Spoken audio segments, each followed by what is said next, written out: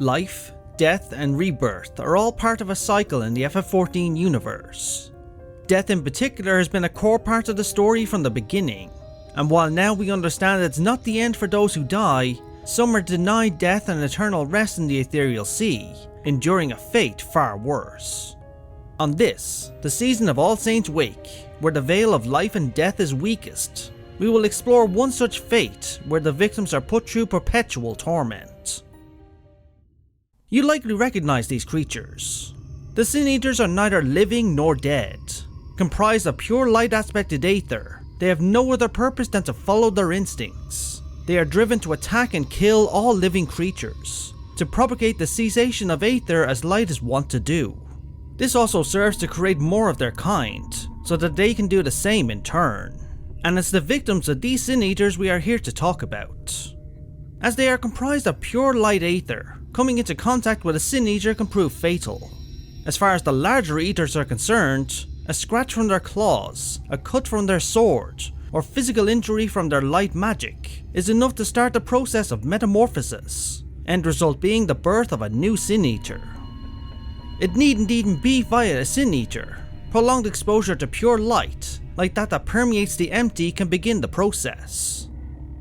Becoming a Sin Eater is one of the worst fates imaginable, and we should know, as we came dangerously close to becoming one. The transformation into a Sin Eater takes place over 5 stages. The speed and severity of the process varies from person to person, depending on their level of light exposure. Being scratched by a Sin Eater, or prolonged exposure, can take weeks or even months to transform a person. With full exposure, from say a Sin Eater's weapon, the process of transformation can happen in mere seconds. Let's go over the full process of all 5 stages, from the perspective of a person who was attacked and cut by the claw of a Sin Eater. Shortly after receiving this injury, they would enter Stage 1, Onset. This stage is marked by their body's weakened ability to regulate its own etheric flow, as their etheric balance starts to shift towards light, when it's normally in equilibrium with them all. Any wounds they suffer, including the original one, will take longer to heal, if they ever heal at all. The most notable symptoms of someone in Stage 1 are with a change in behaviour. They would lose focus during conversation, and being less responsive to queries or the goings-on of daily life. The person in question will look like they're daydreaming much of the time.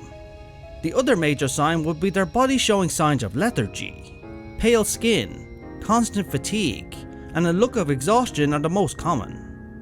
It's well into Stage 1 that many people would leave their homes out of fear of persecution, for there was no cure for this corruption, and they would one day become a danger to those around them. Many would make their way to the fringes of civilization, such as those that migrate to the inn at Journey's Head in Amarang. Many of the patients there are examples of Stage 2, Withdrawal.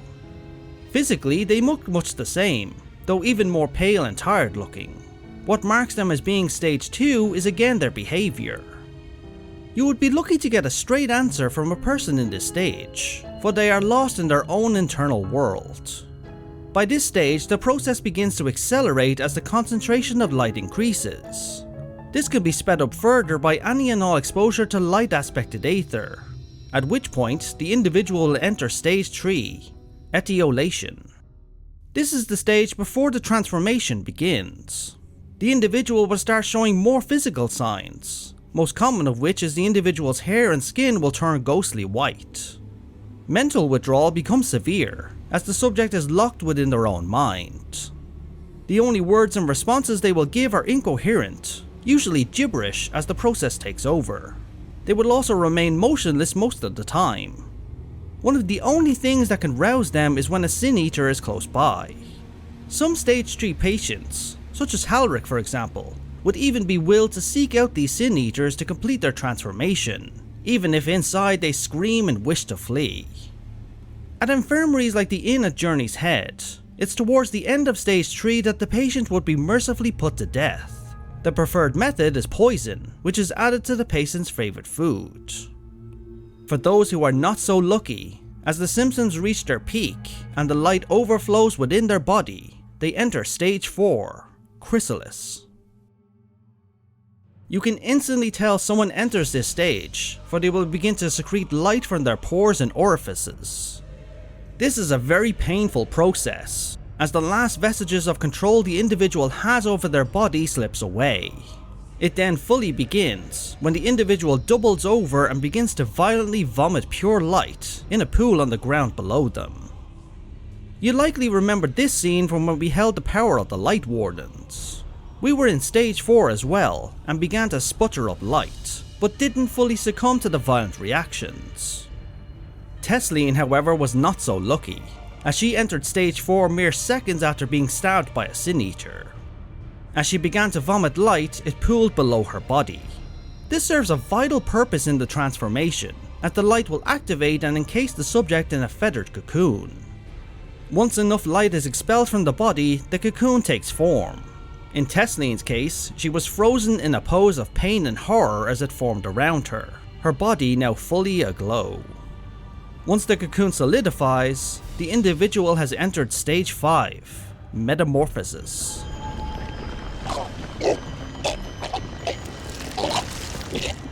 Within the cocoon, the individual's body is broken down and transfigured. The speed of this metamorphosis depends on the level of light they were originally exposed to. Some will spend mere seconds within, as Tesleen did. Other cocoons will sit until the process completes, however long it takes. The quantity of light the subject is exposed to will also decide the extent of the physical changes, from turning into a lower Sin Eater or something higher. The latter was the case for Tesleen. As she emerges from the cocoon, Tesleen is now a Sin Eater, with no trace of the woman she was before, save for the creature's face, which is a frozen depiction of Tesleen's final moments of agony and terror. But even further to our horror, her mind is still there, trapped within the Sin Eater, as the pure instinct of the creature has taken over completely. Forgive me, Alice. She then flies off, ending up in Holminster Switch, where she likely attacked and killed others like how her mother was once attacked, all while being forced to watch and groan, powerless to stop herself, until her time finally came and her soul was put to rest. A Sin Eater transformation is a horrible experience. Through the stages you will feel yourself drift away, all while not fully dying. Your mind is muddled and trapped within your own body, and you cannot express the emotional pain you feel. Then after becoming one, you have to watch yourself inflict the same fate on others. What this tells us based on our knowledge of aetherology is that the person's corporeal aether was transformed to make them a Sin Eater. Their incorporeal aether, that of their soul and memory, appear to be still locked inside this form, as we saw firsthand with Tesleen as she recognized Alize. This alone makes becoming a Sin Eater a fate worse than death.